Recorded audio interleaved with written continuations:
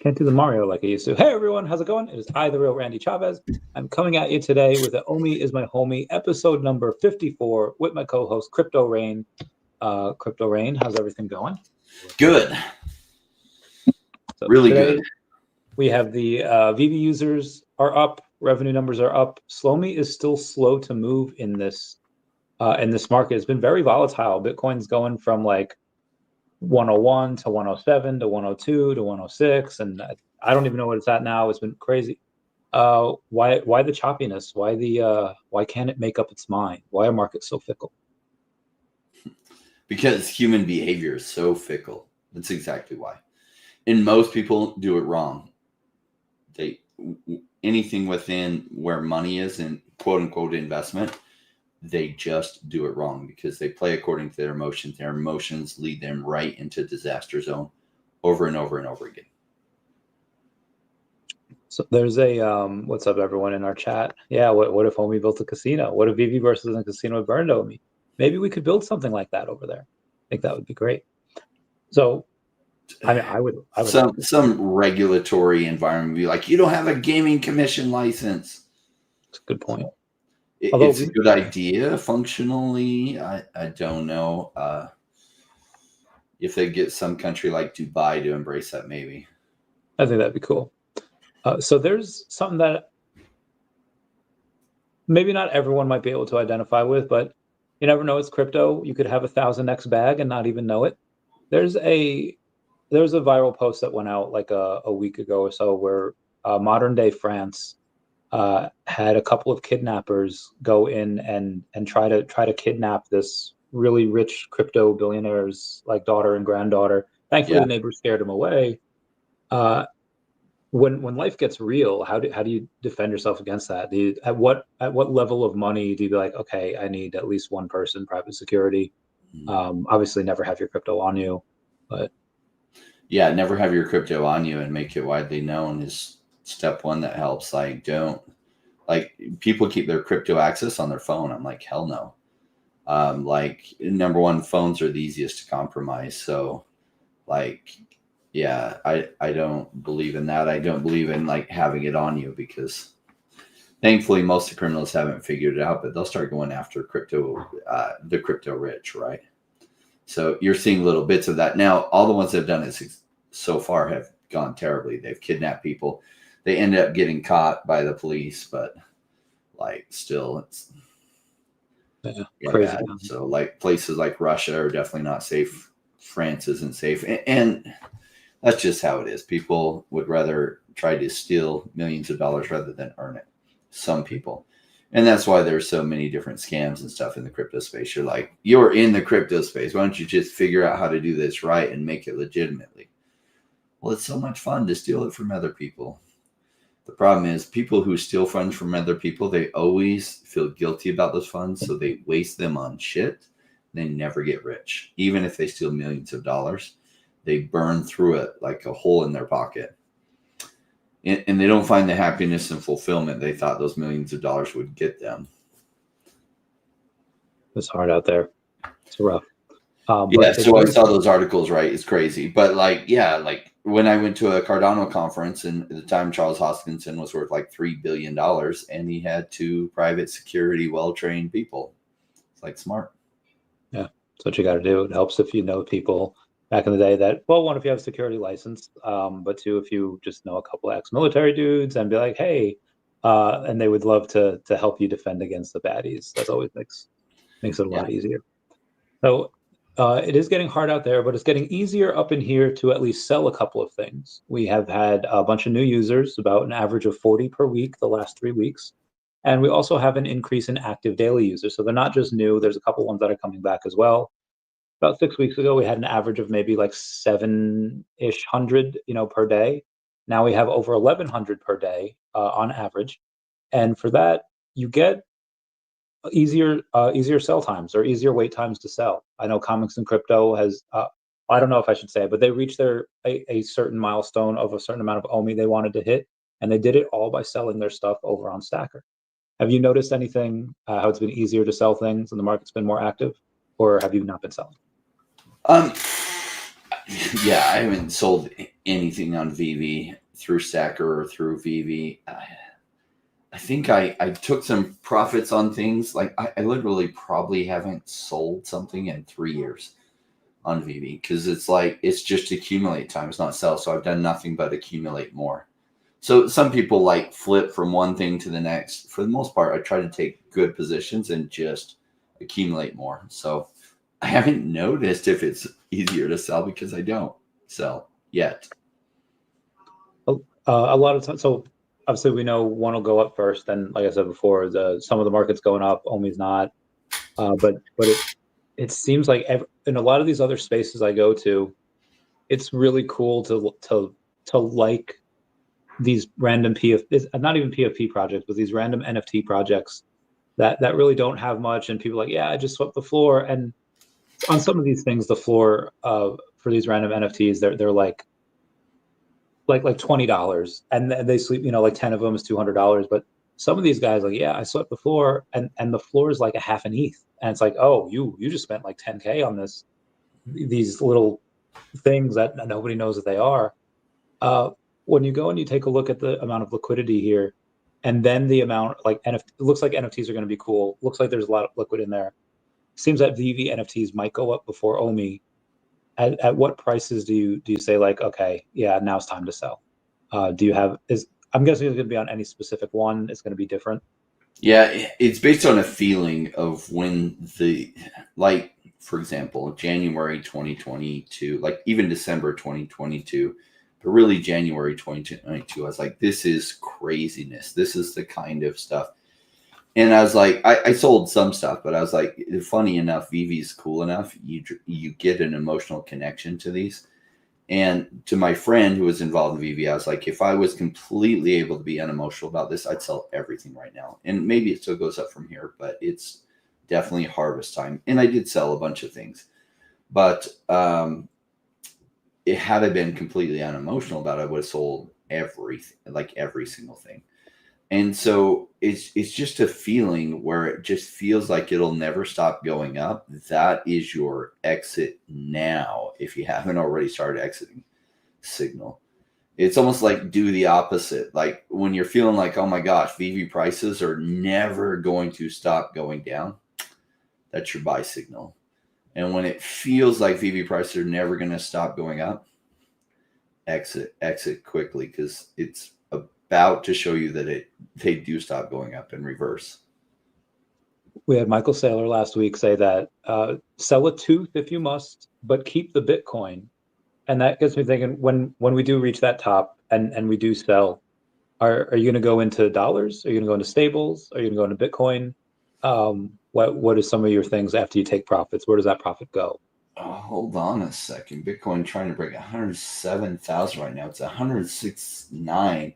Tends to do this right as we're doing our episodes, right? Like Tuesdays at this hour, like good for Bitcoin. Heck yeah. So I believe in taking profits to stables, putting them to the side because they're like, never sell your Bitcoin. It's like the goal is to get more Bitcoin. They're forgetting the bigger goal. So if you're not taking profits during a bull market, even Bitcoin will come down 80%. So it's like if you're not harvesting and selling, like Bitcoin's still going to get price punished. So for example, say we have a super cycle and Bitcoin goes to $500,000, it'll probably reverse down to $100,000 at a certain point. So wouldn't it be smarter to take profits on it and buy back more and keep that money in stables for about 2 years? Seems prudent to me. People are like, never sell your Bitcoin. It's like, no, the goal is to accumulate as much Bitcoin as possible. I don't know why your goal would be never sell your Bitcoin because like the cycle is pretty clear that it goes way, way up and then it reverses way, way hard. So even Bitcoin, which I think has good longevity, it does make sense to harvest and then rebuy for cheaper. You easily get twice as much Bitcoin, even if you didn't sell the top and you didn't buy the bottom. Yeah, agreed. There's one of the things that I think people may or may not be missing out on is that in 33 hours from now, the Blackpink set, the most recent Blackpink pet set, that will burn. And last I checked, there was like 13 completed sets. Like there were 13 people that had it. Like that's the least amount. So yeah, some of those are very, very scarce. You might be able to go and get them. You might have to wait a little while for them to go up, but they're and that's the most recent one. Be advised, it's like $420 for the entire thing. So it's 2 million OMI. Quite expensive, yeah. Yeah.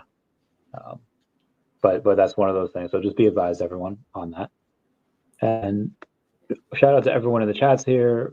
Kumo saying Mbaku. Bulgar says, I'm so tired, feeling like a zombie. What up, Cosmo? What up, everybody?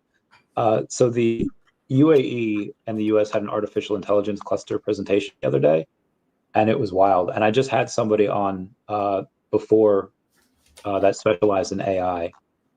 And we've had a couple of teases on Stacker saying like, oh, hey, I wonder if this could go and be incorporated with AI. Is there a chance that you think VeVe could run with the AI narrative if AI is built into VeVeverse or if AI is built into Stacker?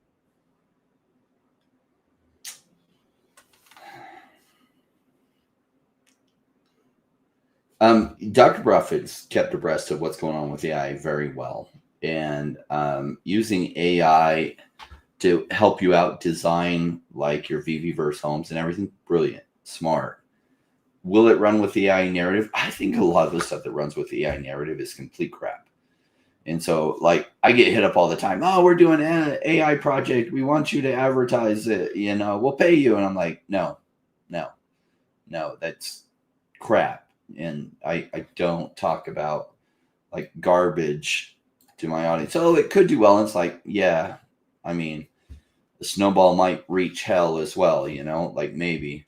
But like a lot of the AI is baloney. Now there's a few legitimate companies. But it's funny when the AI narrative hits, even the crap flies. And I'm like, oh well. So will it run with the AI narrative? I don't know. I guess it depends on how it's integrated. If people can see the AI, and it's really a metaverse digital collectibles / NFT play. I don't know the AI narrative would couple with it too. I'd be surprised if it could play with the AI narrative. But, and talking to Dr. Profit even like a year ago, and he was telling me all the ideas he had with AI, I was like, he may find a way. I mean, don't underestimate that guy.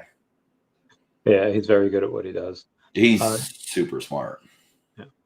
So VeVe has done around $350,000 of the month so far. They'll likely hit the 400K at some point. And there's been a bunch of bounties that Comics and Crypto have put out, some of which they've secured, some of which they've said, the owners have said no, like get $20 for something and being offered an immediate 100x return, and they say no. Or even what happened yesterday where someone minted the 1977 Stormtrooper thing and they kept that, and it's like, bro. What are your thoughts on that? Why do people say no to 100x return? I'd say no, because I know what that is going to do comparatively. Like depending, I might say no, or I might say yes, and then sell that for OMI. Because if it's immediate 100x return, is it going to 100x again from there? I don't know, but like I think OMI might 50x or 200x from where things are at. So I mean that would be a smart, logical decision. But say I landed the Mandalorian. What year did it come out? 2022. If I got that mint number, would I sell it for 2022, which the bounty was? Probably not. I'd probably keep it, and I would sell it in the coming bull run when somebody offers me like 222,000. No. I'm like, okay, cool. Yeah.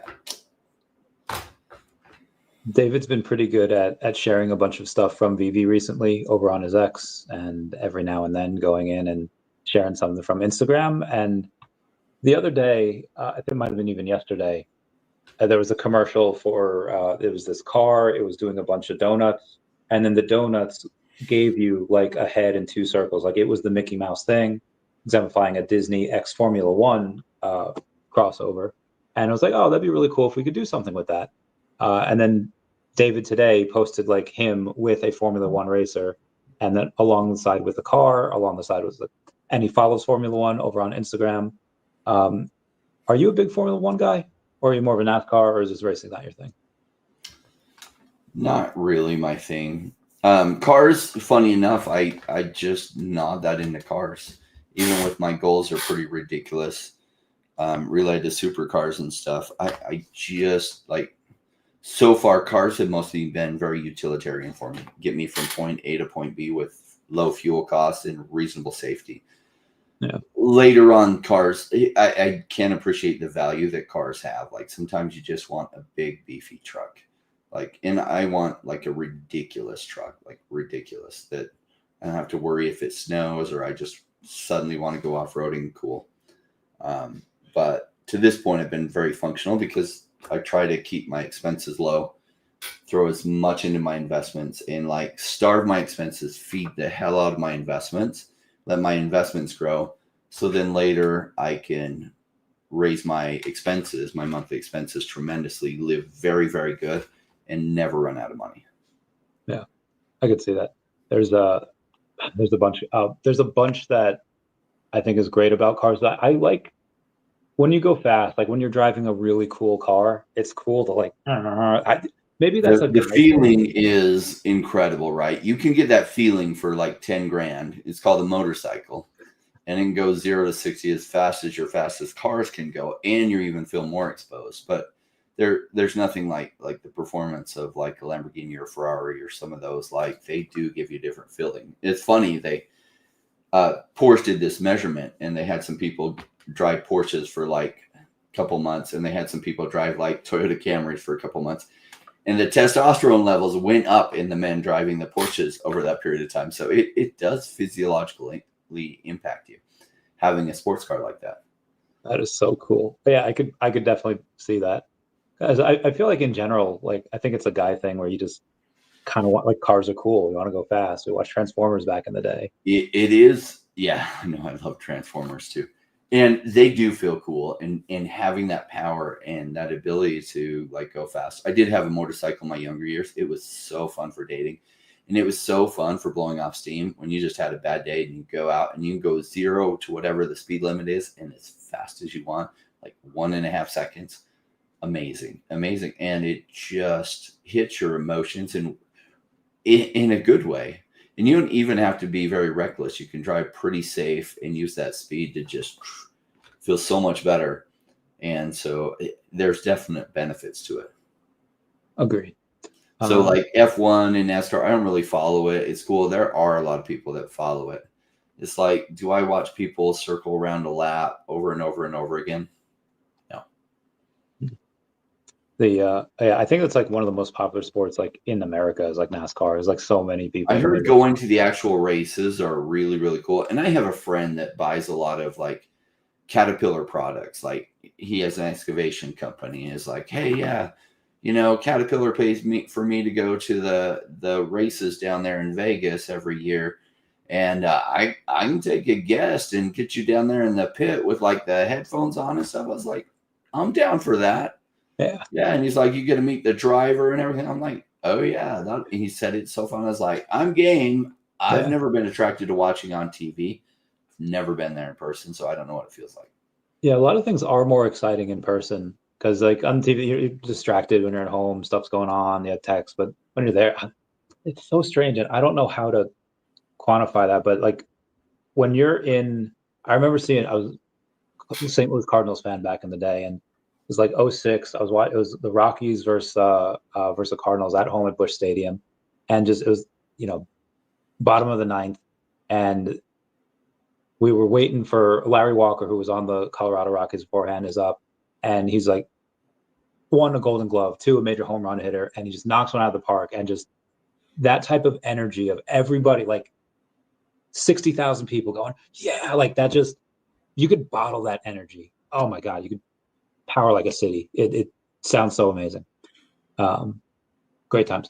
Anyway, Arcturus, no, I did not onboard her yet, but I will. I had a podcast on before, but I'll get her. We have more stuff coming on. I don't know if have you seen those Kevin James edits where he's at NASCAR and he's like, God bless our troops, God bless America, and gentlemen, start your engine. And I feel so American when that happens.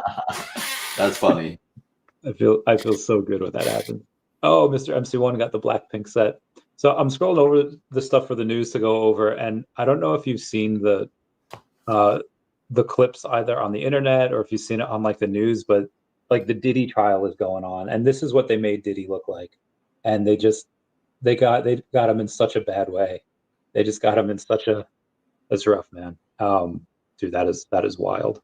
I feel like this is like the modern day, like OJ, like everyone's watching this. It's insane. Yeah, I haven't been watching it all. I got better things to do. Like whatever, I hope whatever justice is served. Yeah. So same. It's like, look, Hollywood, like, is he Epstein part 2? Seems like it, like the Hollywood or music version of it, but I don't know. Hopefully the jury gets it right if he's innocent or guilty or figures it out. Oh, I just haven't. I didn't watch OJ's trial either, and like watching the stuff, I just sorry, I'm selfish. It doesn't make me money, and it doesn't improve my personal life. I ignore it. I was really young when OJ thing went to trial. I just knew it was big. So there's going to be a lot of money flowing into this space. Kathy Wood just bought like $58 million of the Bitcoin, and that's a relatively small amount compared to all the other people that are buying in. And at some point you're going to have, and I'm not saying this will happen. Like I think like Pudgy Penguins like filed for like an ETF. So just because somebody files for something and does something doesn't mean that it'll happen. But I think at some point there's going to need to be people that are going to be the bridge between like the VC investors and certain types of altcoins. And we just currently, there's that gap in education. There's that gap in, you don't know what you don't know. What would it take for you to go and say like, hey, Chavez, I can't do this anymore. I have I got an offer for $800,000 a year to go in and like walk these VCs, take their hands and walk them through this. Do you think that's possible for you or and I guess any one of us for going to educating them on altcoins and how things work? Say that question again. How much would it take for you? Because there's gonna be a lot of money flowing in this space. How much would the offer have to be for you to say like, hey, Brandon Chavez, I have this new job here where it's very demanding, but I'm taking these big VCs, like big, like major major money accounts of like billions of dollars, and I'm walking them through the best altcoins to buy outside of Bitcoin, ETH in the top 10, et cetera. What would they have to offer you to be like, hey, can't do this show anymore? I don't know why I couldn't do both, but like I'm really not looking for a job. So like for somebody to offer me like a job, it would be ridiculous. And I'd be like, oh my gosh, we can't pay you that. It's like, so don't. I'm not going to work for you then. But the only way I'm going to go back to having a job, because my last boss was really good to me, truthfully. But like I let go of my last boss because I don't love having a boss. And I like determining what my future is. And if I just want to take 3 months and be in the Mediterranean on a ship with my wife, that's why I worked so hard. That's why I saved so hard. And I cut my expenses, tried to push up my income so I could invest this into crypto for so long, was because I want that freedom. So for somebody to offer me a job, if they're not paying me like $20 million a year, like, no. And they're like, that's ridiculous, Rain. And it's like, good. Hire someone else. Yeah. Well, good to know your number. So there's someone saying like anyone thinks that doesn't believe OMI's going to 100x minimum is a numpty. I don't know what a numpty is, but it's my new favorite word. That's our word for the day, a numpty. I'm going to get a drink. Me too. My non-alcoholic drink, my unhealthy addiction, Rockstar down the road. You better sponsor me, Rockstar. So yeah, when I have those supercars for every day of the week. This is my favorite fizzy soda. Be like, I'm going to start drinking Monster on the show if you don't sponsor me.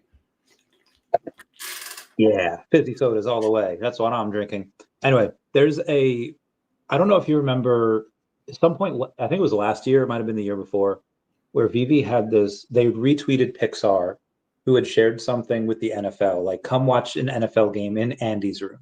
and they had like the plays of the players that were doing it, but it was with the toys in Andy's toy box. Do you remember that? Mm-mm. Well, they did, and nothing ever came from it. They were like, "Oh, we might have something to do with that," and obviously we didn't. So earlier this week, when VeVe had posted, "Hey, Minecraft is a 2011 sandbox game developed and published by the Swedish video game developer Mojang Studios," and they go on and just say, like, on this day, you know, share your favorite Minecraft stuff, and everyone had, including me, I made a video about it, kind of up in arms, like, do they have a partnership? Do they not? And they've done this kind of thing before where it seems like it's a tease and then kind of nothing comes from it.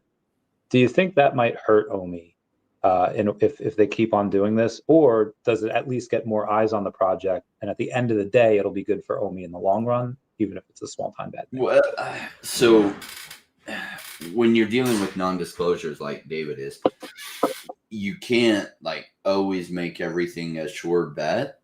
You got to have some uncertainty there, because he can't disclose. And if every time he like adds somebody and 100%, or every time he says something about 100%, that means there's a partnership there, he could get blamed for like, oh, you outed it, even though he didn't, because he just suggested it. So they've got to throw some curveballs sometimes, because they're throwing like speedball straight down the pipe every time. It's like, that's a good point. They probably could get in trouble with their non-disclosures. So that's like, a really good point. Yeah, throw some curveballs once in a while.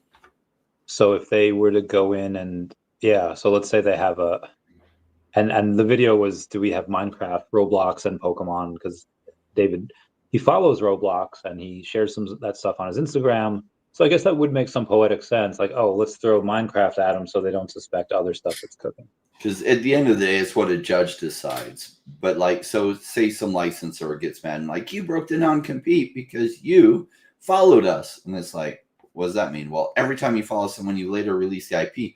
If he's throwing a few curveballs in there, if it gets to court, he can just show that's not true. It's not 100%. Yeah. You know, so it's like, yeah. Unless, you know, their non-disclosures say on certain date you can tweet about this and stuff, even though that might reveal we might have something. But if his non-disclosures don't say something like that, he's got to throw some curveballs in so that he can hint at things without confirming it, that you don't know for sure. That's my guess on like the curveballs. There have to be some curveballs. Agreed. There's speaking of curveballs, on Reddit the other day, I thought someone was advertising VeVe because they on a random Reddit, it was on a Star Wars subreddit, because they said, you know, what's inside the Stormtrooper helmet? I was like, oh, that's us. And then they edited out where VeVe is. Like they legit crossed so it out. Funny. What? Those jerks. Why do they do that? Why are there such haters?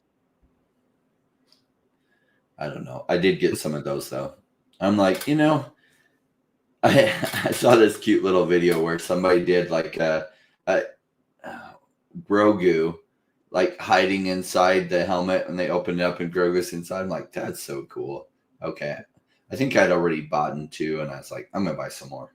So Clever Jerk had a really fun photo where, because you have remember the old Stormtroopers, or just the Crimson Red Troopers that we got like recently, like earlier in the month, so they're not old. He took that and then he put it underneath like a big helmet, and then he's like, I made bobbleheads, and it just looks really, he looks like Lord Helmet over from Spaceballs. Such a great movie. Cool. This is drop an all access ticket for F1 race in Paris or something. That would bring people in. I haven't seen an F1 race. Maybe one day. Soon a Ferrari. Remember Ben Ranley announced. That's true. Yeah, we did have Ferrari announced in an article, and no one ever corrected me on it. So I'm fine with that. Have you played any? And I know you do this because it helps the crypto investing by playing certain Web3 games or certain games that are AAA rated that could have blockchain technology involved. When was the last time you played Fortnite?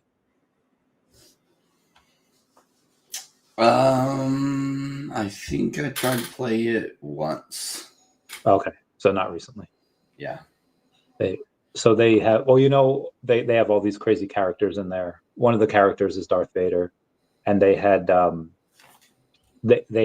implemented Darth Vader with AI, and I think the developers knew what they were doing, because obviously it's a large language model, it learns, and all of these like 12-year-old gamers are teaching Darth Vader how to talk, and it has James Earl Jones' voice. So what it did this past week, it said multiple slurs. It threatened to unalive someone in real life. It said Pride Month was for the delusional. It eliminated players on the same side as him for calling him daddy. It said that Spanish is a language used by smugglers. Asked someone if they like Chun-Li's ass, and they made a list of tier of races. So I think the AI, I think the developers know better now than to give their characters AI. But I'm not gonna lie, those are some of the funniest videos like ever. Shout out to O'Milly for being here. Yeah, it was a lucky announcement. Anyway, on the Phygitals, the Phygitals do really well for us, but I haven't seen any secondary sales of some of the Phygitals on the VeVe side. Have you seen those? Anyone that had like a special mint like Funko Pop or the Secret Rare Funko Pop that came out years back, or the drawings from the South Korean artist recently? Let's say that again. We've always had really good luck with Phygitals, where they tend to really make us sell out, and people get them, but I don't see really a secondary market for those Phygitals yet. Yeah. So,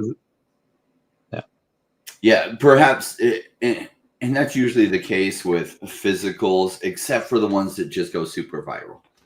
So it's like, look, nobody's thinking about crypto right now. We're in a bear market. Wait till crypto goes crazy, and maybe there's a market for those Phygitals, those early Phygitals then. Like Lori's Louis Vuitton boots. Maybe then, but the higher probability is 20 years down the road. Those early Phygitals will be super scarce. Some people have moved and lost them in the move and stuff. And, 20 or 30 years down the road, the digital collectibles movement will have completely happened and be quite far down the road that those will be huge flex pieces then. In the short term, maybe in the bull run, they'll do well, but they're a longer term play. Yeah. The bond, I remember the bond tickets. Those are great. I wanted to pay a lot of OMI for one, and no one was selling, thank God. So Raul Paul said the other day, talking about lifestyle chips, like when do you take some money off the table to change your life? And he says when your P&L is at significant all-time highs, your shit don't stink, and you think you're a god amongst investors. And he said his best guess is July or August based on liquidity analysis. But he says even then, who knows? That's just liquidity. That's just charts. Sometimes sentiment is all that matters. And you're more of a sentiment trader. So how much does liquidity matter to you, if at all, when trading? Well, how much does liquidity matter, like right now, or you mean? When you trade, when you take stuff off the table, because you're more of a sentiment trader, and if the sentiment is really high, I know that's when you sell. But then liquidity is also really high because sentiment is super high. So it's like people are like, "Oh my gosh, liquidity is so low. I'm never going to be able to exit this stuff." And it's like, it's not going to be like this when you are exiting. If you're exiting when it's smart, there's going to be massive liquidity. Why? Because tons of people are buying. Everybody's buying. Price is going up because too few people are selling. You'll be one of those sellers selling into the massive buying happening if you're doing it right. Yeah. Currently we have a one way to do leveraged trading on OMI. It's on MEXC. You can't do a lot. You can do, I think, like $500 on like a 10x leverage, but I think within the next half a year, you'll be able to on many other exchanges. Is that something that you've ever tampered with, going and leverage trading, or is that just like, nah, too dangerous?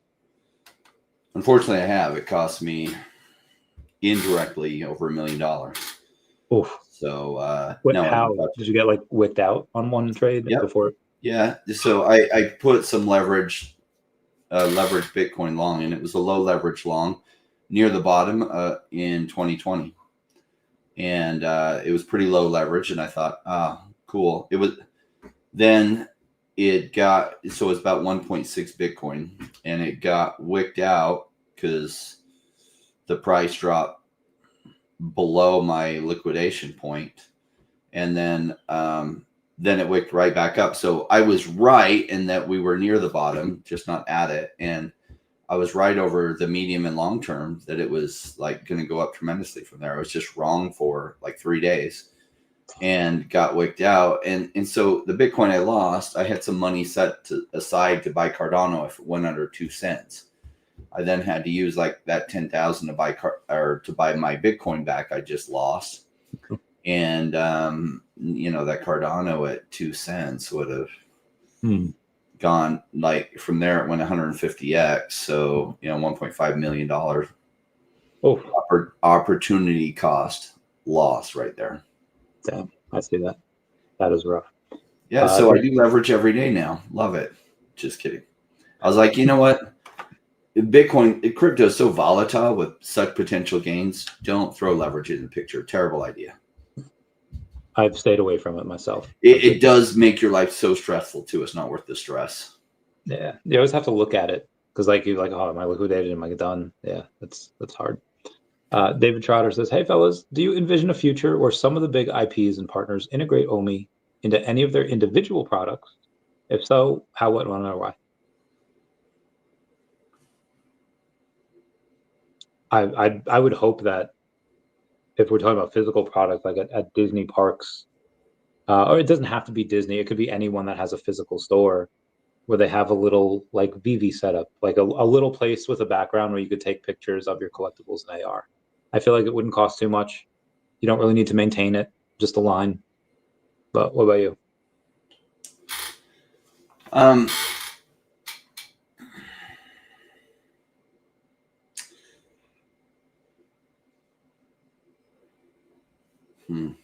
That's an interesting question.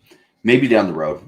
I doubt we'll see that even this bull run, but maybe down the road. Why? Like, it's so recent that corporations even have access or have the okay from their boards to even put any kind of crypto on the books. To then do some kind of deal where it's like, okay, we're going to allow this special thing with OMI, maybe 5 years down the road. It's too early. I think OMI's going to do just fine, and OMI's going to be around for a long time. So maybe down the road. It's just crypto's too new for companies to take those kind of risks. They can barely even have it on their books. And they definitely wouldn't, most companies would not hold something like OMI. If they have approval to put something on their books, it'd be Bitcoin and ETH. Yeah, that's fair. That makes sense. We have NFTs the other day had a pretty good day. There was a lot of liquidity, a lot of things went up. Pudgy Penguins, Doodles, Good Vibes, Milady Maker, Lil Pudgies, Bored Ape Yacht Club, Mutant Ape Yacht Club, Redacted Something, and Towel. They all had gone up by several percent. And I was wondering, I know you have not Chaos on the Chains, you have the whatever one that flows on, the Dapper Labs. I forget which one. NFL All Day. I know you have those, but outside of the stuff on Flow and VeVe, the other stuff that you have, is it any of these, like the top tier stuff, or do you just say like, nah? Say that again. The top tier stuff, do you bother with any of that, or is there not enough movement for it? As far as like Pudgy Penguins or Doodles or Milady Maker? I don't. I know, there's some people with a bunch of money that do. And, and they're buying some of the higher ones like Pudgy Penguins, or they're buying CryptoPunks and Bored Apes. And I think they'll do well. Will they do 100x gains from it? No, I doubt it. So I think down the road, some of these things have real lasting values, like CryptoPunks, and they'll be kind of like art pieces down the road that'll have really good value. It's just, number one, say you're spending 100,000, or I think the floor on Bored Ape went to like 50,000 or 100,000 for CryptoPunks, and say, in the bull run that goes to 1.5 million. It's like, oh wow, it went to 1.5 million, but that's really only a 15x. Yeah. So it's like, for me, it's about the multiples. So I want things that can get 20, 40, 50x, or preferably 100 or 200x. I just want the higher multiples. Because then I can always buy one of those later if I want. There'll be a bear market that follows, and during the bear market, maybe they go to 1.5 million. Maybe they come back down to 200, 300,000. Cool. If I want one, then I can. Cool. Yeah, Bill Gardner, heard from Lori the other day. She was just texting me about something, but yeah, she's around, just not here actively right now, but she will be. Speaking of which, there's as the bull market comes to a head, we're gonna have a return of a lot of YouTubers. Who are you most excited to see come back? My vote would be Taps. Taps, for sure. Absolutely. I love so Taps, good. right? And he's just busy with life and his job. Cool guy. Didn't go all weird. Some people are like, oh my gosh, I'm out on VeVe and I'm going to promote XYZ company that's paying me. Cool. You do that. Yeah. You know, some of them will come back to VeVe because that's where the attention and momentum will be. And it's cool. Come back. But like, you know, I love Taps. He's a really smart guy. Same. He's awesome. With his Rain's guns are getting big. Have you upped your diet? Have you upped the protein intake? Yeah, I haven't any more protein. I go to the gym 5 to 7 days a week, so that helps. I finally made an appointment for the VA. Well, I went to urgent care at the VA the other day. But yes, you did. Everyone saw the pictures. Yeah, I was feeling. They gave me a shot in the butt, and I was feeling good. I had some serotonin because I wasn't in pain for a day. But yeah, I have the Snagadoodles last week. Nice. Yeah, I have that appointment next. I don't know, at some point next month. Yeah, it's during NFC conference. I was like, all right, if I wasn't, I'm definitely not going now. NFC conference, but in a few months after I get corrected and they fix me up, I'll be back in the gym, and I can't wait. I'm very, very excited about that. Yeah, we're thinking VeVe might have an F1. We're thinking. We're not sure, but that's our idea right now.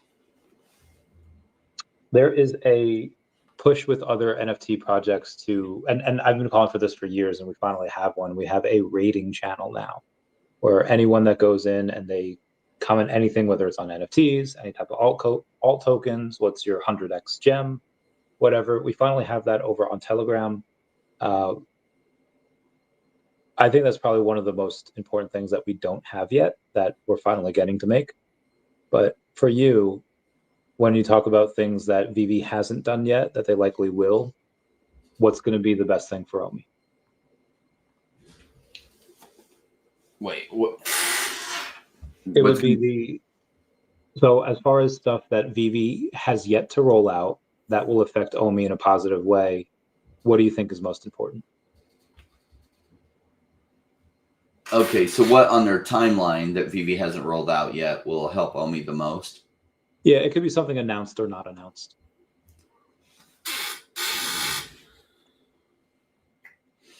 I think we'll see how much the VeVeverse behaves like a metaverse, but that would be helpful. So when the metaverse play hits, that VeVe and by extension OMI really hits during that time. So that would be a big play. Like overall, like OMI's going to do just fine. I know a lot of people are tired, they're frustrated. Oh my gosh, when OMI go up? Why doesn't VeVe talk about OMI all the time? If they did, they think somehow the price would magically go up 100x from here. No, you're just waiting for the bull market and for certain narratives to pop off. And when that pops off, OMI will get cascading green candles of people buying because VeVe has done such a good job lining up the IP and the kind of digital collectibles I think people are going to want.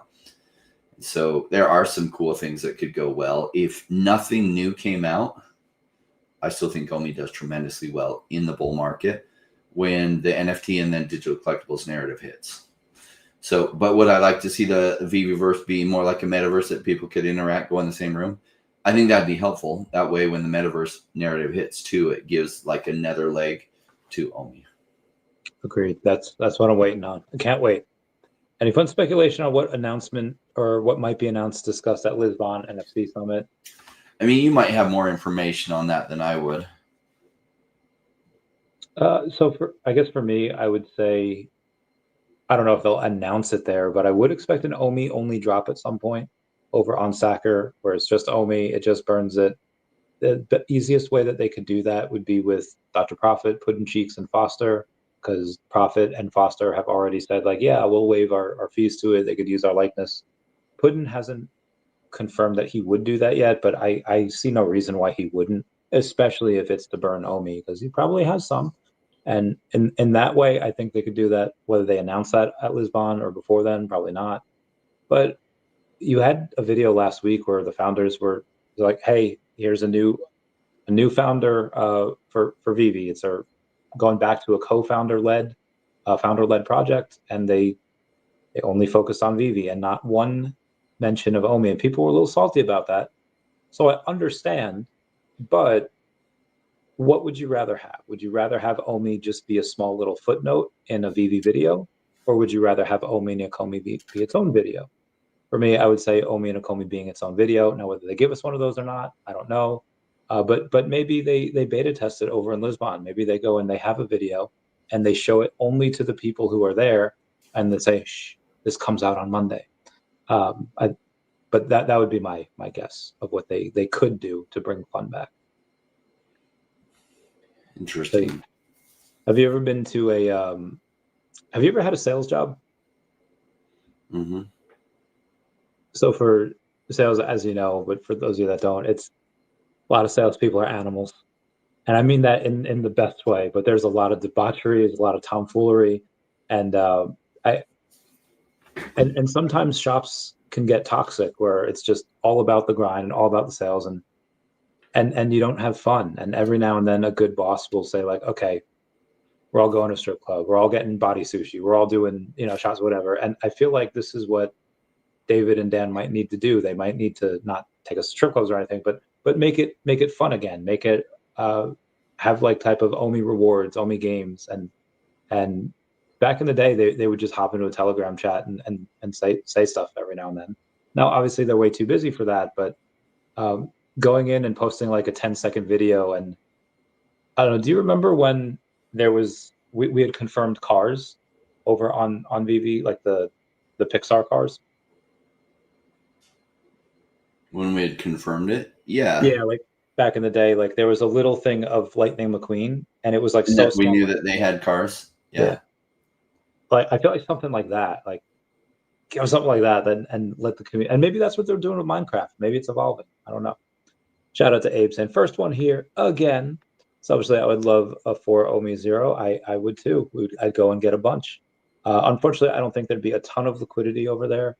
Which, speaking of which, anyone that watched my channel last week knows that I had a whale that was about to purchase like $250,000 worth of OMI, and then he legit backed out. He hasn't purchased any. He's like, there's no liquidity on this token. And I tried to like set up an OTC deal with him with one of my whales that I know has a huge tax bill, and the whale kind of agreed, and the guy's just like, it's too late now, it's gone. It's like, damn.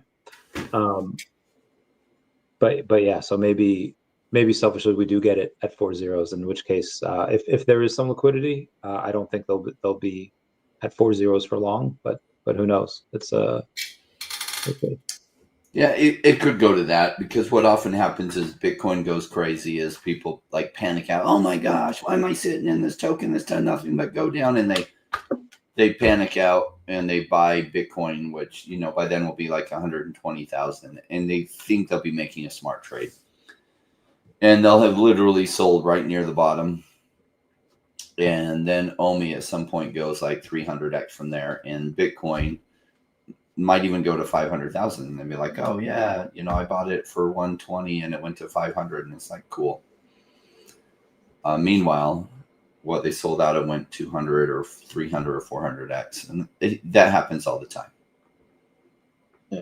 Wes, don't lie. We're gonna delete that comment there. So how much OMI do we both own now? What was your latest at so I'm up to like 220-ish.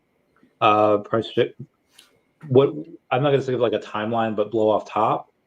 I'd say 2 to 4 cents, give or take. If that's like my base case. Obviously, there's a bear case where it goes below that. There's a bull case and a golden goose egg above that, depending on what stuff happens. But if even like, let's say like 1 to 4 cents, I'll buck it down another penny, just because the VeVe tends to be slow at rolling things out, especially now that they no longer have Ben that's going to kind of maybe push him. That would be my guess. What about yourself? Yeah, I've got 280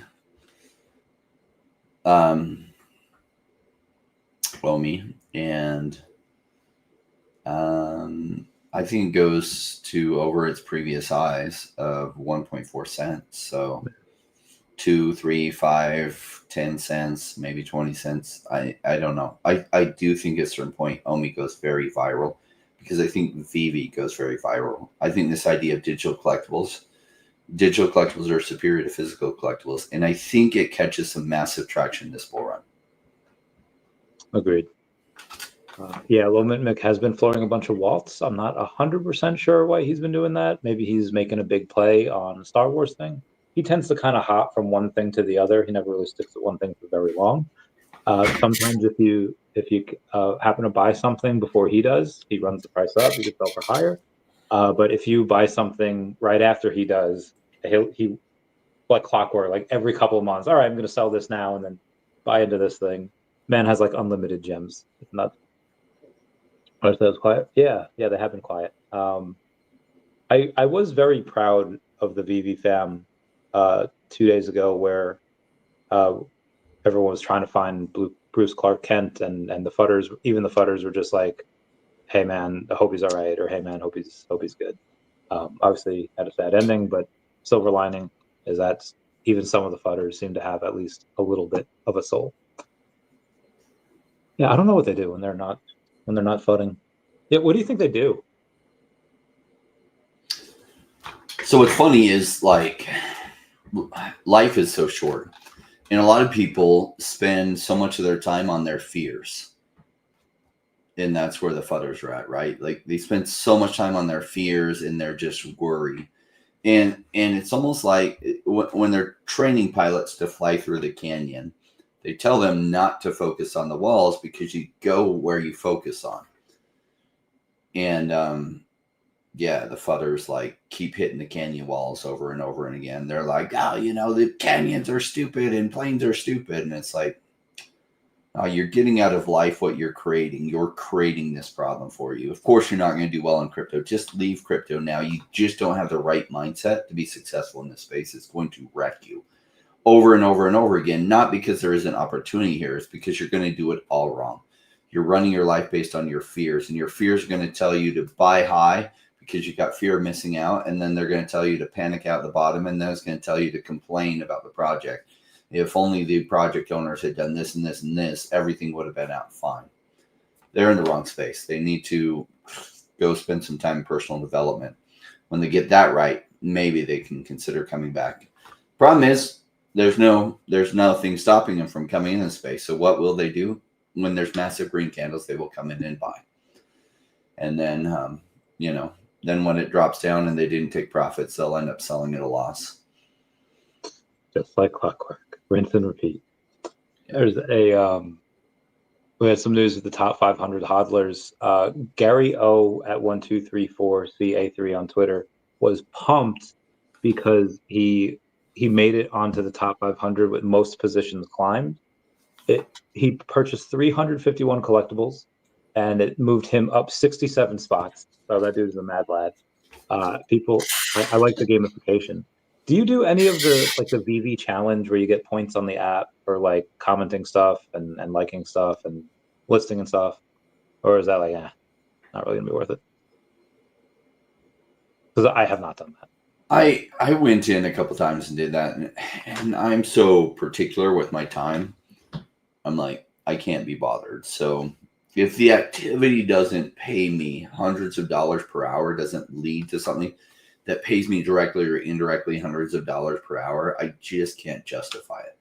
I'm like, I know. Would I have before? Maybe. Like, back in 2018, 2019, maybe. Why my time was less valuable if the opportunity cost of my time was less valuable. So now it's just like, I just can't afford to do that. I could be playing off the grid with that time. And off the grid, if I were to try to quantify, maybe it pays me $1 worth of value that I can accrue through getting items that I can later sell for guns tokens. at $1 per hour right now, but that's what the value would be right now. You take that into a bull market of when I would be selling, and it's probably 100 to 200 or 300 times that. So it's like, well, I could be spending all my time playing that at $100 or $200 or $300 an hour, even though it might only be paying me $1 or $2 or $3 per hour now. I'm not selling now. I'm selling when crypto goes crazy and people are coming in paying ridiculous money for those items. So it's like, if I'm going to put on that time logging into VeVe every day and doing stuff, it's like, what does that add up to? Oh, you could win this competition. Okay, what does that prize lead to? I don't know. Like, yeah, good call. You know, in life, all we have is time, right? So it's like, I read this book when I was 20-something years old. It's like the 4-hour work week. And he's like, why do we work 40 hours a week? Some countries 50, you know, some people like 60. Why do we do that? It's like, oh, because like that's what you're supposed to do. And he's like, what if you get your time so valuable that you can spend 4 hours working and you're able to accrue enough income in those 4 hours that you can spend very well in your life and have time freedom, so you can choose to do with your life what you want rather than, oh, I got to clock in 60 hours every week. I was like, that is a really good question. So I was always looking for that opportunity, right? And I thought real estate would be that. When I found crypto, I was just like, crypto is accelerated. If you're buying when the market's way low and you're selling when the market's way high, you can just make crazy amounts of money in shorter time. And that gives you time freedom, like kind of what the book was talking about. Agreed. I have not done much. I have 38 points out of 673, so everyone's beating me. But I got to shout out the people that are there: KCBMW, Flash Inc., Time VeVe 18 for being the top 3. Good for y'all. There's on a flight somewhere, everyone was watching the World Cup except for one person that was watching Lord of the Rings, and I was like, yeah, my man. That's funny. He knows. Binance founder CZ says that investing in crypto is risky, but not investing in crypto is also risky, and I would say even more so. To the people that are new here, to the ones that are kind of just, what do you have to say to them if they're scared, if they're uneasy, if they're worried about, like, oh, well, what if I lose it? What if I invest in something and it goes down? So in life, we're balancing risks all the time. Oh, I could throw that money into the S&P 500. And Raoul Pal talks about this all the time. Between inflation and money devaluation, you're losing 10% on your money per year. If the S&P 500 continues to do 11% a year, which I don't think in the future it will continue to do 11%, but let's say it does, you're really just treading water. You're not getting ahead. Okay, so what else can you invest in? Real estate might outperform that, especially the money devaluation, because real estate tends to pace with that. Real estate increases, so it'll usually outpace inflation. So you can get ahead by real estate over 20 or 30 or 40 years. Crypto is our chance. Here's the challenge with crypto. 89% of people lose money or make no money at all in crypto. 89%. So it's like, if you're going to do this, take it very seriously, and you need to learn what the 89% are doing and do the opposite of what they're doing. Because if you come in and just do what they're doing, it's going to go poorly for you.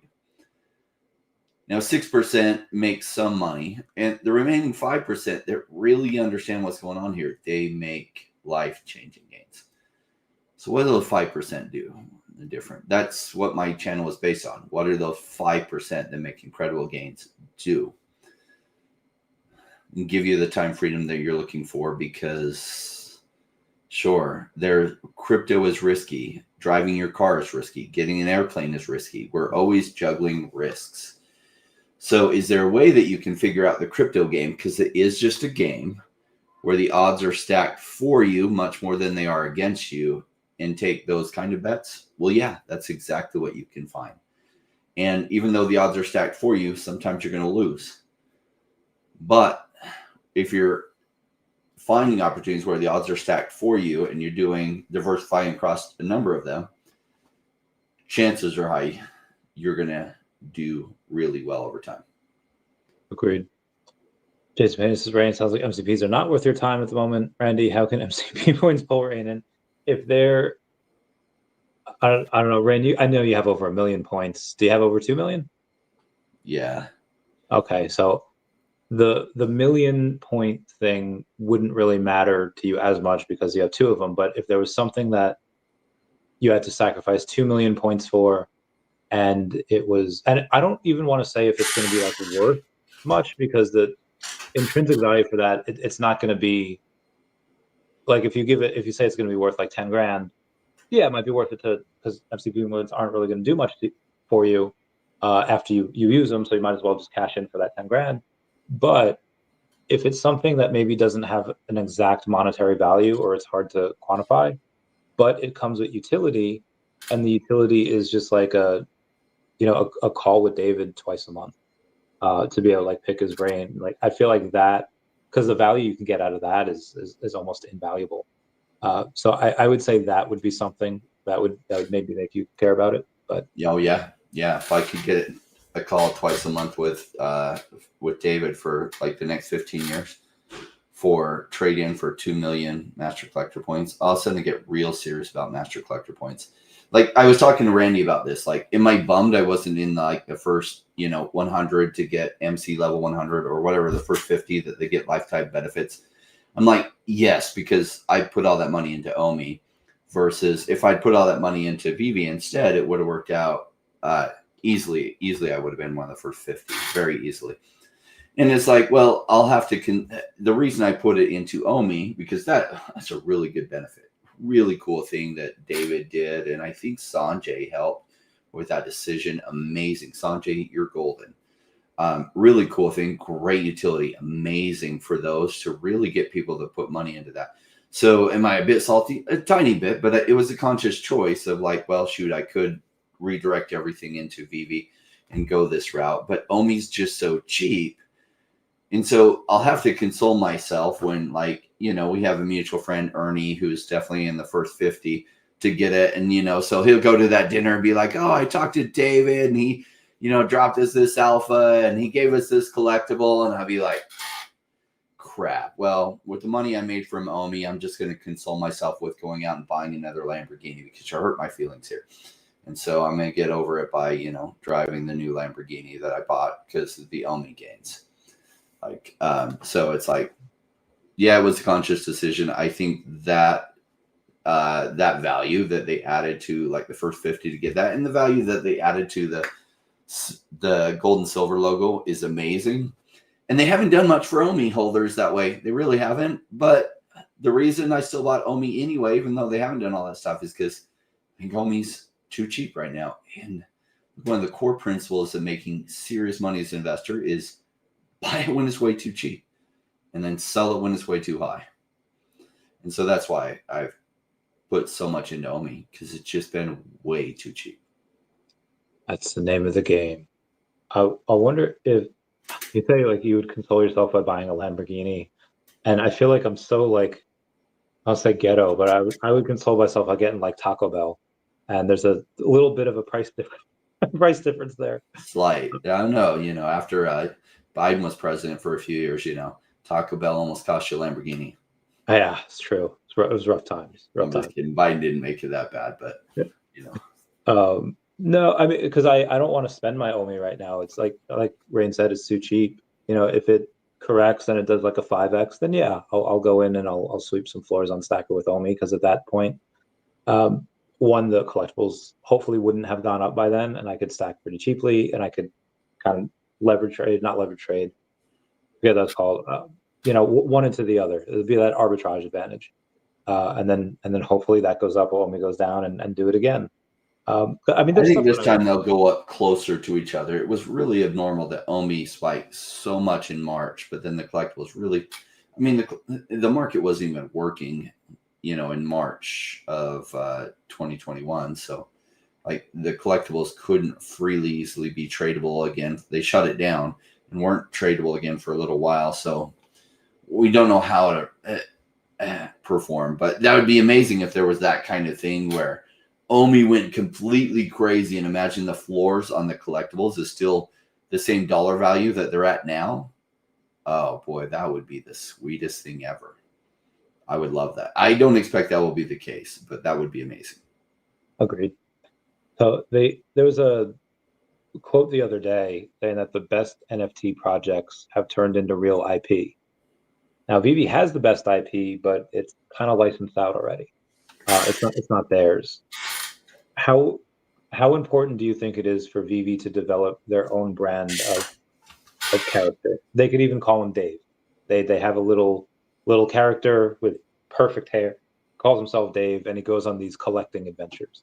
And maybe they have to spend, a couple $100,000 a year making it, but then at least they have their own IP. Is that something that's worth it in the future? Because then you don't necessarily have to rely on a lot of other specific IP that's not yours?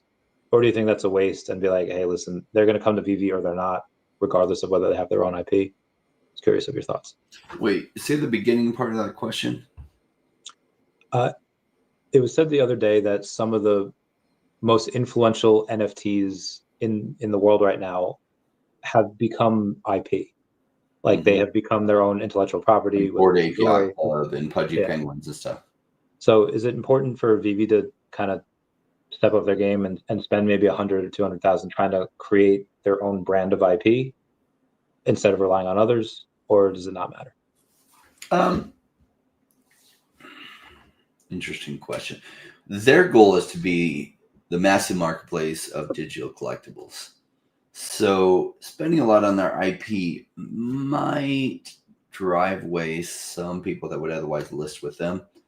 Maybe it doesn't. But I don't. That's a great question, Randy. And I can't say I'm thinking through the potential answers on that. Kind of did with their VeVe gold and silver logos, so they could showcase some of the different things that you could do and some of the different like use cases you could give things, which I think was really, really smart. And so kind of they have, but not in the same way of like cute little fuzzy characters that are VeVe characters. I don't think at this point it's that important. I think just continue being the marketplace for digital collectibles and IP to come on there. I think they're onto something that like NFTs kind of have their own place, but digital collectibles is similar but different. And they're creating like a metaverse that you can put them in. I do think this idea of digital collectibles goes crazy and that they're the massive leader in it. And to continue swinging away at becoming the biggest marketplace, getting more IP on there, and they'll stick around in perpetuity. That other one introduced cost expenses towards a direction that's a risk. So I would say I wouldn't worry about that right now if it were my decision. I'd keep trying to grow the main thing that you're amazing at, because they can always add that in later. Yeah. After they become this global marketplace, and then they can launch the VeVe cartoon with, whatever, cute characters and stuff.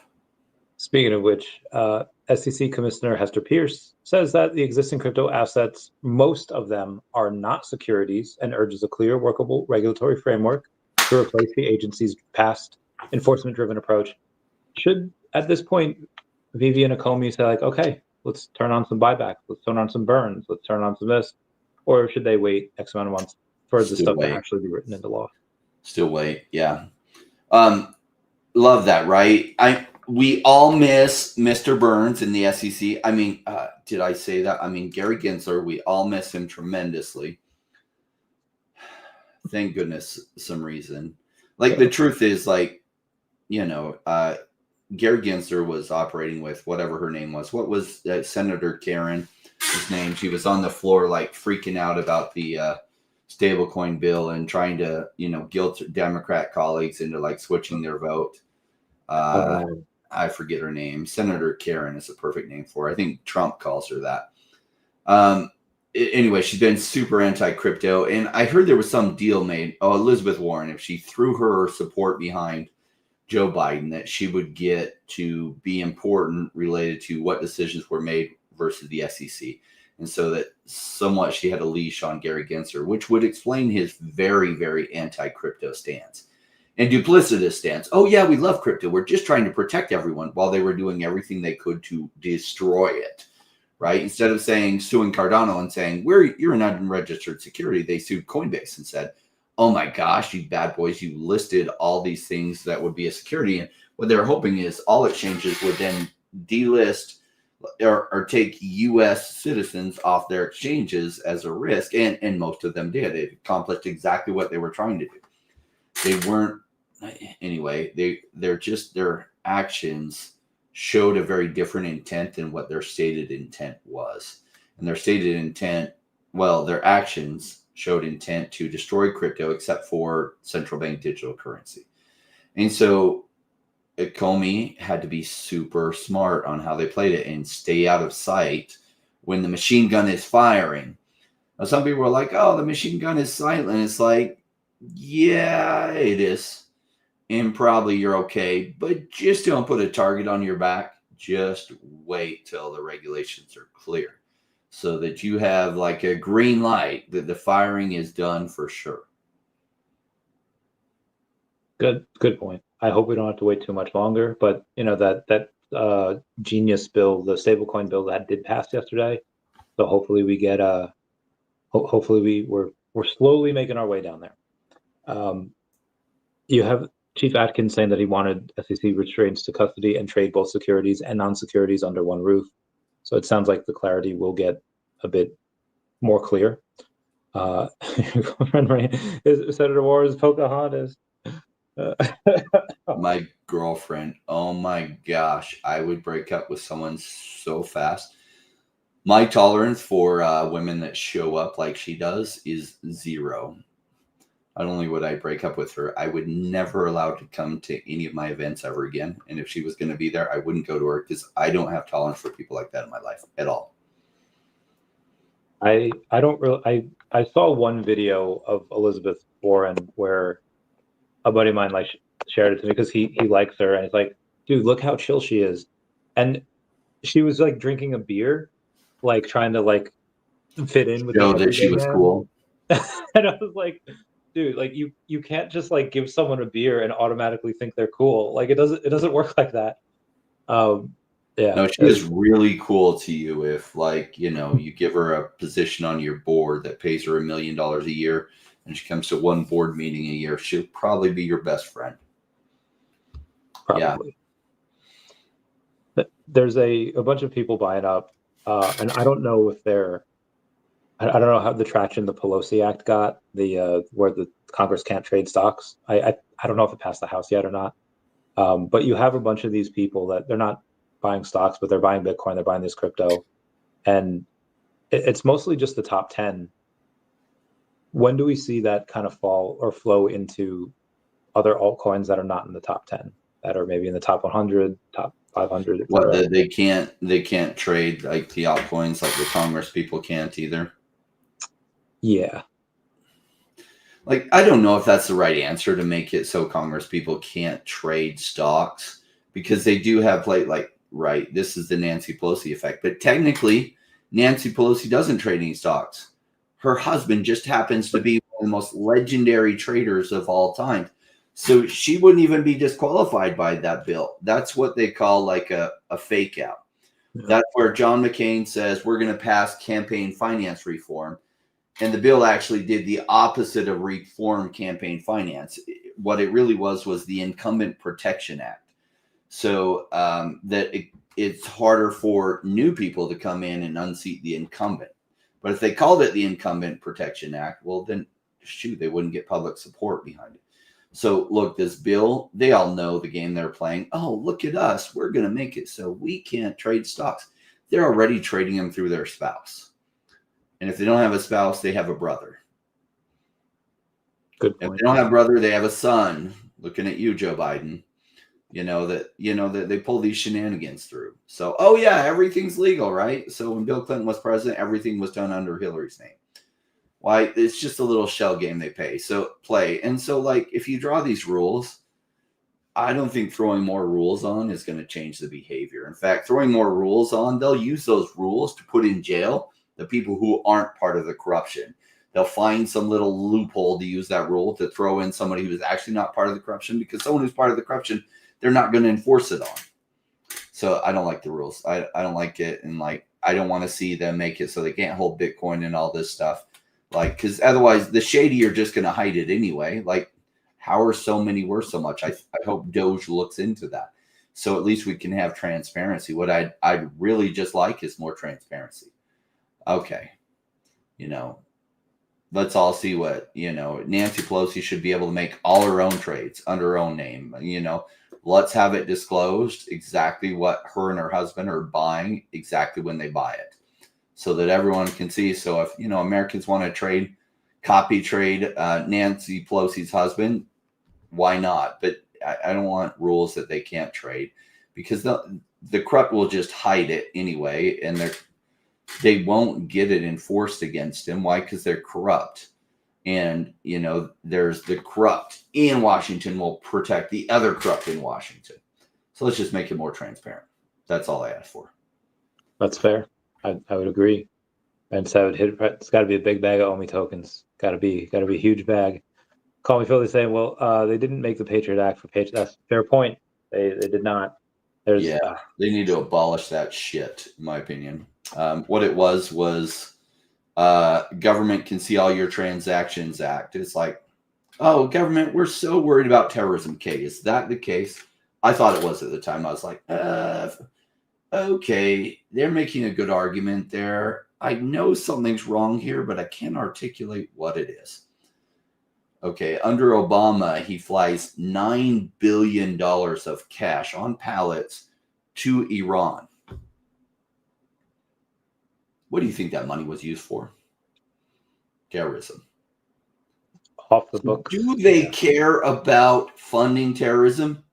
They just showed you they don't. What they do care about is seeing where all your transactions go. That's what the Patriot Act allows them to see, all kinds of funding and everything, and track where everyone's money is going, because they clearly don't care about not funding terrorists. Because then Trump came in, is like, no more money to Iran, and he starved them, and they were like about to get overthrown by their own people because like they weren't getting funding. And then Joe Biden comes in, is like, flew billions more to them in cash ballots. Like, clearly they don't care about not funding terrorists. These rules are for other things. What all? Who knows? Like, we don't need to go down that rabbit hole, but it doesn't seem to me by their actions that they're really against not funding terrorism. Why else would you fly $9 billion to Iran in cash? Like, what else is that going to be used for in cash? You can't even put any controls on it when you fly pallets of cash to them other than terrorism, except funding terrorism. So don't sell me on this. We just want to make sure that terrorists can't attack you when they're flying $9 billion in cash pallets to a known terrorist sponsor. There's a lot of crazy times, a lot of crazy things that you may or may not see on the job, in the military. Senator Karen, yeah. We love making fun of people. There's been a bunch of things that Elon had posted a picture of Tesla stock going up, like I think like X amount of months to the date after Senator Tim Walz had said like, oh, haha, Tesla stock is going down and now it's up 50%. It's like, hey Tim, how's your day going? I thought that was fun. Green New Deal is the Green New Deal. Oh, bro, that thankfully even people in our own party thought that was a trash bill, so we're fine there. We're safe. They can't hurt us anymore. It was that and all this like climate change fear. Do you remember when I was growing up? They're like, oh my gosh, the coming ice age is going to wipe us all out. So in other words, global cooling. I'm like, dang, you know, I didn't know any better. I was like, man, that's worrisome. Like, oh, this ice age is going to like kill everybody. And then it was like, wait. No, actually, they didn't even tell you, wait, no ice age. All of a sudden they're like, oh my gosh, global warming is going to destroy us. Hole in the ozone layer and global warming are going to destroy us. We're all going to die. We're all going to get skin cancer because the hole in the ozone layer and global warming. I was like, wait, but I have this thing called a memory that's like, weren't we just going to all freeze to death? Now we're going to like bake in an oven. And they were telling us it's because all the pollution in the atmosphere is going to cause the coming ice age. And then they're like, all the pollution in the atmosphere is going to fry us. And then global temperature started going down again. So then they had this brilliant idea that's like, you know what, we're just going to call it climate change. Because, gosh, we look like idiots because we're trying to sell everyone on this ice age. Then we're trying to sell everybody on like the warming. And so then they're like, oh my gosh, climate change is like, yeah, but you should be very scared. Scared of, well, it's changing. Well, I was looking at some historical stuff, and way back in history, it was like way hotter than it is now. And other times it was way colder than it is now. Can you tell me what direction it's even heading right now? No, but you should be scared. Scared of, like, are we heating now? Are we cooling? I don't remember. What is the current thing? Are we like going to die from like overheating and the whole world is going to be like covered with the ocean because the ice caps melt? Or are we on a cooling trend again? I don't know, but be scared. Like, that's how you know it's a political sales job, to get people to put funds towards things that they can then funnel to their corrupt things. You know, you think back to like, you know, some churches, and we won't name any churches, but churches has sometimes been used for control. And it's like, the volcano went off. It's because you weren't paying enough to the coffers of the church. It's no different. You know, it's a religion, right? It's like, you know what? Because you didn't say your prayers and donate enough to the coffers of the church, God is mad. Volcano blew up. And if you had just paid more money, so then they would scare everyone to death to put money in the coffers. And that's what I see this climate change bullshit as. It was global cooling. Now it's global warming. Now it's just climate change because some people like me have memories, and you can't fool me by saying coming ice age, global warming. If they said coming ice age again, I'd be like, wait. So they just call it climate change, but they can't tell me what I should be scared of. It's like Al Gore said New York would be underwater by 2000. He won a Nobel Prize for saying that. Okay, I just don't believe these people. It's just a scam. It's just a scam to get you so they can take money, give it to their causes, which really gets redirected towards them anyway. And I'm sad people don't have memory, so they buy into this shit. I just say, look, if you're buying into all that stuff, investing probably not right for you either, because if you can't see the bigger picture on that, you're probably missing some bigger pictures in business, because some companies lie, some companies misdirect, sometimes companies get in bed with governments, and you're learning to see through that so you can figure out what the smart investments are, what the smart investments aren't. And part of the problem is that some of what they say is true. Yeah, temperature changes. Like, the Earth is a very old and mysterious place, and we're going in this weird universe at X amount of, I don't know how many millions of miles an hour. So yes, the Earth temperature does change, but that's the beauty of their argument, because they're like, you're a climate change denier. It's like, we can all look historically and see that the climate's changed. And they're like, but men are accelerating it. And it's like, aha. But let me ask you, are we accelerating it towards the hot or the cold? Well, I don't know, but we're accelerating it. And the amounts maybe we are, but maybe we're accelerating it towards actually a better situation, because you can't even tell me what temperature is the Earth supposed to be. Like, it was in history sometimes way hotter and sometimes way colder. What temperature is it supposed to be? Are we accelerating it towards the ideal temperature or away from that? Well, they don't know, because it's not truly based on science. It's a political scare game, and a bunch of people fall for it because they haven't learned how to think for themselves. And when you have such a wide margin of error, that if the scaling of the margin of what we're doing now, the margin of error is this wide, even if you try to do something in the correct way, and you do it for you try to scale it out for 10 or 20 years, that margin of error becomes so huge that you have no idea if what you're doing is even working. So it doesn't really help to tax the people. They'll try to, just to get more money. But yeah, wild. No, Wow. it's just it's an excuse for a new tax so the government can save you. But that money's not being used to save you. It's being used for corrupt purposes, like their own little scams and their own way to profit on it, and the way to redirect the money to fund their campaigns, because they give that money to nonprofits or non-governmental organizations, which are funded by the government. So that's a little misnomer they purposely misdirect you with. They're governmental organizations. And then they redirect that in campaign contributions to themselves. And it's the Incumbent Protection Act stuff. The incumbent protect their power. And so you almost can't get them out because they have too much control of funds. And so it's to protect. Well, how do you think some of these senators stay in office, even they're complete nitwits for 50 years? Like, what was the recent senator in the Republican side? Oh my gosh, he was so old. The turtle, Mitch McConnell. Mitch McConnell. Like, what the hell? This guy is corrupt. Yeah, but you couldn't get him out because he had so much power and so much control. It was so hard to get him out, and because then they direct funds, which then companies open their purses and campaign contributions to them. And so it's just so hard to get them defeated, right? So Trump at least pushed that he wouldn't be the leader of the Senate, which neutered his power and ability to get more funds redirected to him. And the guy's going senile anyway, but what the hell with these professional politicians that spend 50 to 70 years in Washington, D.C. They need to end that. They term limit these fuckers. I don't want to see them in professional politics more than 12 years. Why? Because they need to go out, get a real job, and live by the rules they set for everyone else.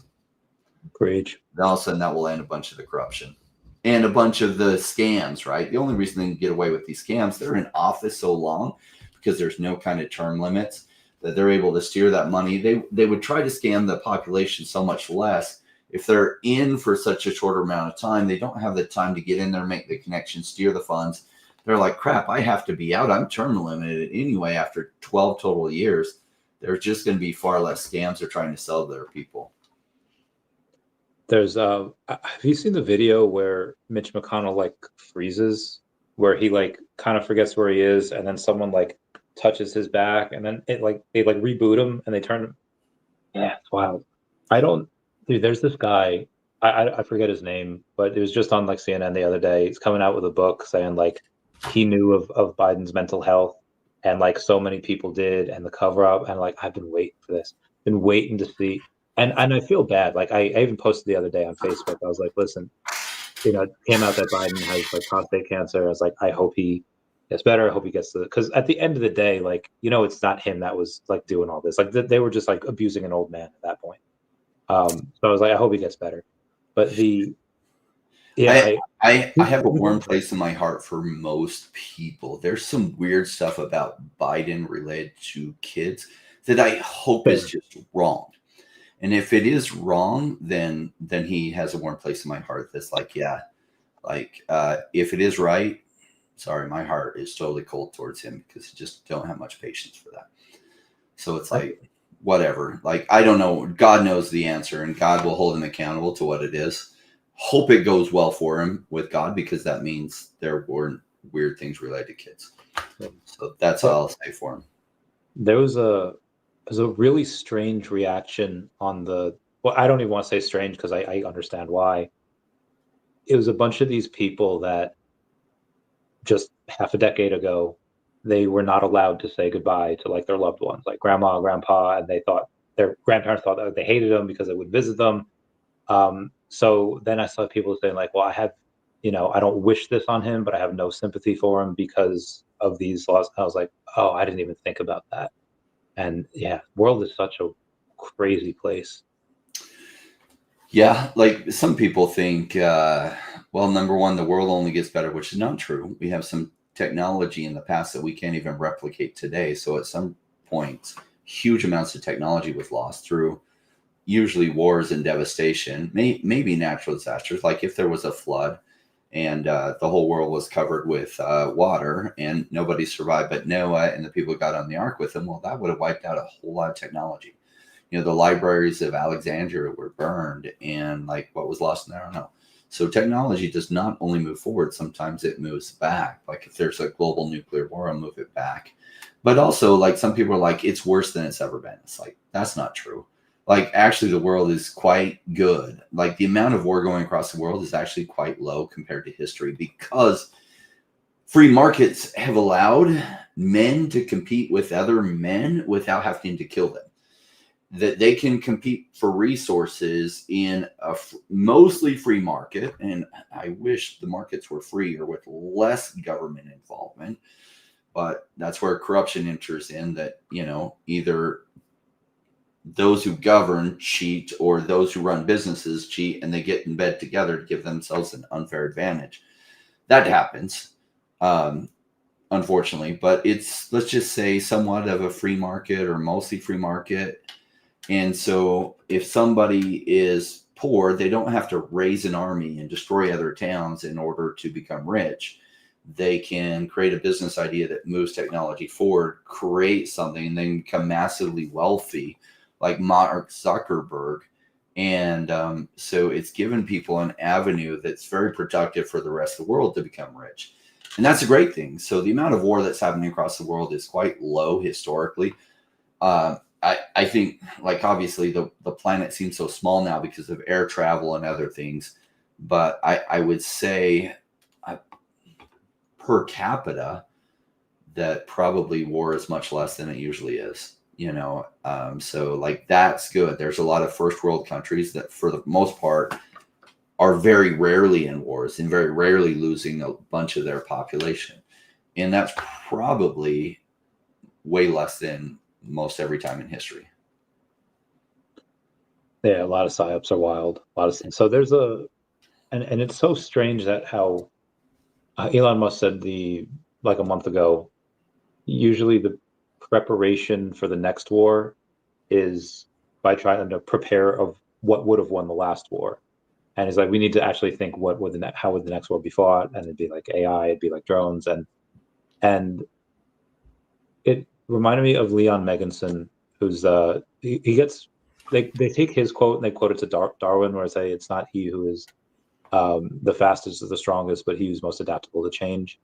And it's weird nowadays that how even just like 30 years, like 20 years ago, if you were just like a strong, fit young guy, like that's it. You got women, and nerds couldn't touch you.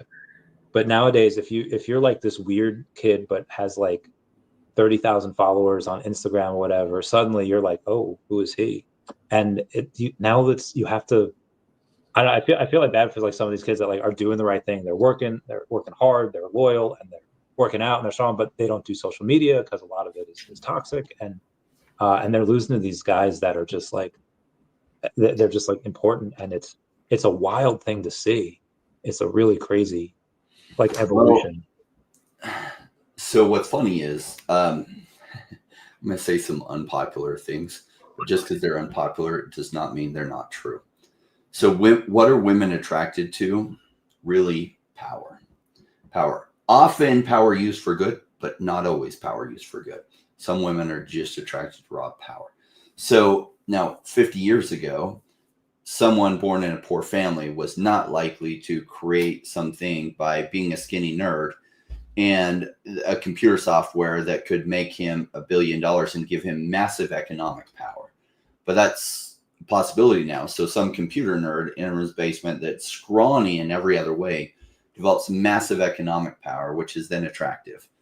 So the guy who's working out at the gym, 40 hours a week in his job and is making $20,000 a year, he has some power. He'll do well with some ladies that are like, well, he's got good physical power. But if that same lady gets invited to the billionaire's yacht, oh, she's going to the billionaire's yacht because the amount of power differential is gigantic. Now, should that billionaire like Jeff Bezos has gone through, like trying to go through an upgrade, but he's got a very kind of I'd say he's working on his personal skills and social dynamic skills better, but like he got divorced. It's like, well, shoot, he's actually created more power than almost any more economic power than almost anybody on earth. Why would any woman divorce him? And it's like, well, number one, the grass always looks greener to whatever woman. Like, why the F would somebody divorce Tom Brady? And yet it just happened because he's one of the most manly, masculine men out there as far as what he's accomplished. Well, because sometimes the grass looks greener. And if you're not doing the right things, you can create massive economic wealth like Jeff Bezos did and still get divorced. You can be Tom Brady and still get divorced. So like women are attracted to power, and economic power is a thing. You ever see the movie Spaceballs? Yeah. It's been forever though. Where Lord Abe says women love firemen. They do love firemen. They do. Abe's got it going on. Well, Abe. a lot of firemen work out a lot because just the way their job works out, they're incentivized to, and they do. And so they look great, have a uniform, and they rescue people. So I would say more than not, women are attracted to men who use their power for good. But women love a hero. And what are firemen? Heroes. And so that's why cops often will do better. But, you know, some cops use their power for bad, and women realize that. So I think firemen outperform cops because firemen don't use that power for bad. So there's no song called F the Fireman. Right. Right. But yeah, Breach, I just checked on the market. We're at 106.8, almost 106.9, so we're still close to that 107. And I'm waiting until we get to maybe next week. We're streaming at all-time highs for Bitcoin. We'll see. Abe's comment right there is worth bringing up about the Andre Jick video. Yeah. You know, what's funny is he covered it like right near the top of OMI, and he had just put like 250,000 into OMI. Like rewatch Andre Jick's OMI video from 4 years ago. Comey delivered everything Andre was concerned about. Can't believe we still have so many haters, grown men and women throwing tantrums. What really people are mad about is numbers gone down for 3 years. Like the truth is VeVe and OMI VeVe has delivered amazingly well, yet OMI's price is down. People are just mad at that because they don't realize it doesn't matter that VeVe's delivered all those things. We're still in a bear market, and they think somehow if we're in a bull market or a bear market for the altcoins, we're definitely in a bull market for Bitcoin, but altcoins only hit at the very end of that.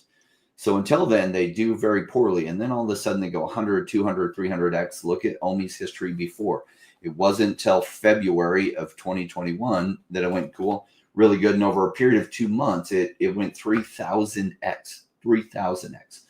So we're just waiting for right near the end, and OMI will take off and do incredibly well again. Most likely, that's how the odds are that it'll play out. And so we're just waiting for that. So all the fudders and stuff, like I think VeVe has delivered incredibly well over the bear market. I'm very pleased with what they've done, how good everything works now, the additional IP that they've done. I'd say they're on track to become the #1 digital collectibles app in the world. OMI's price is just, the price swung so high, it overboomed, and now it's over busting, and the price is cheap, and smart people will take advantage of that.